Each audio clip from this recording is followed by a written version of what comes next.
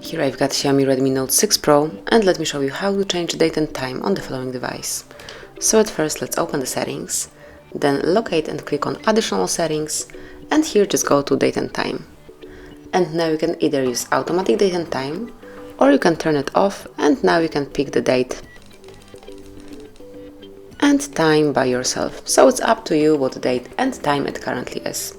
Then you can do exactly the same thing with your time zone, so just unmark automatic time zone and select the one from the list. So at first you have to pick the region, and then it has been applied as we've got just one. Let me switch off dark mode. And then let's go back. You can also change the time format, just click on time format, and here pick if you'd like to have 12 or 24-hour format clock. You can also have the automatic setup, but I will pick 12-hour format clock. And this is it. Whenever you would like to go back to automatic setup, it's just about those to click, and now your date and time and also time zone would be set up automatically. So that would be all. Thank you for watching.